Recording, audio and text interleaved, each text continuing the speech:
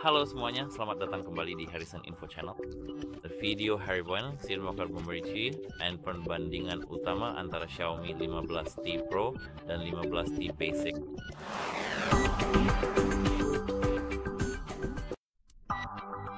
Jadi di video ini Anda akan mempelajari segala hal tentang performa, kamera, baterai, pokoknya perbandingan lengkap kedua ponsel ini. Sekarang kita bahas soal chipset dan performa. Di model Pro ini kita mendapatkan CPU setengah baterai yaitu MediaTek DMS-ED 9400 Plus yang menggunakan teknologi 3 nanometer dibandingkan dengan Femi 15T ini yang menggunakan 8400 Ultra dengan teknologi 4 nanometer yang menurut saya ini adalah perubahan utama yang sangat signifikan antara kedua model ini, karena meskipun hanya ada sedikit perbedaan yang terlihat jelas antara kedua CPU ini dari sistem kamera, optimasi perangkat lunak, dan berbagai fitur lainnya, yang satu ini secara keseluruhan jauh lebih baik, memang benar-benar lebih unggul dari yang satunya.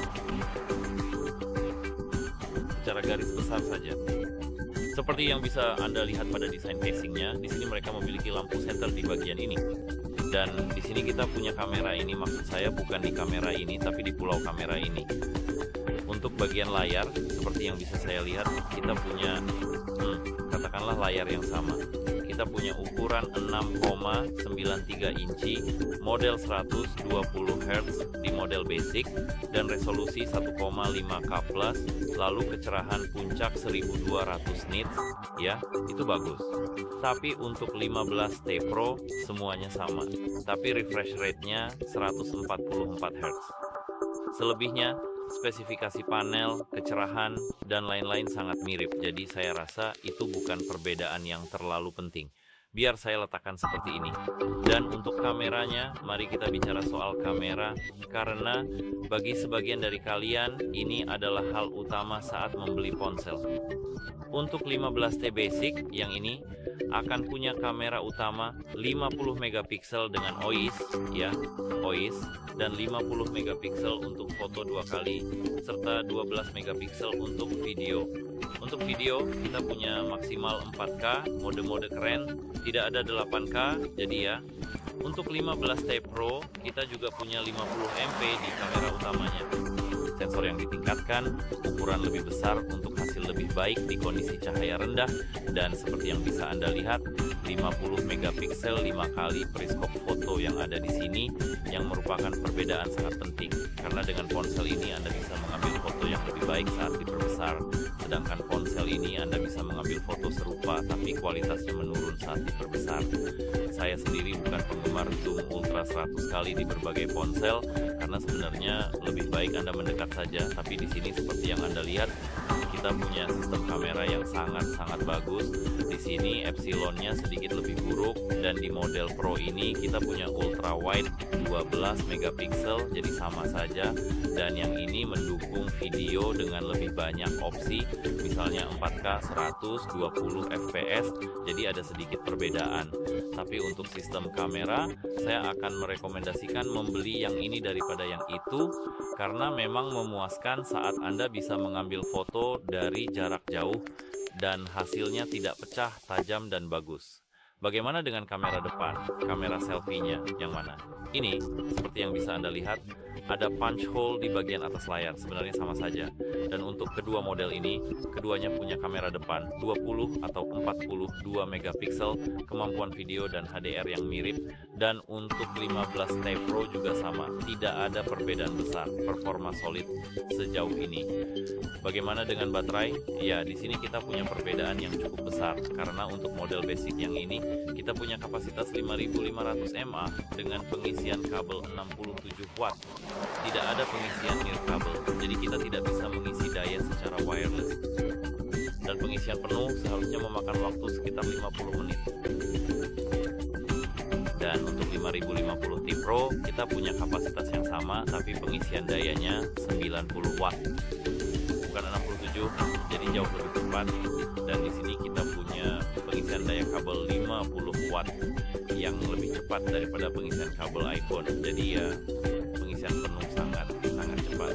Jadi dalam hal baterai, ponsel ini menang, tidak ada perbedaan Jadi maksud saya sangat lucu kalau kamu bilang ada perbedaan, padahal memang ada perbedaan besar di sini. Saya serius. Dan untuk build dan fitur tambahan seperti yang bisa kamu lihat di sini. Maksud saya, kamu tidak bisa lihat karena saya tidak punya casing, tapi saya juga tidak bisa melepasnya karena perusahaan saya tidak mengizinkan.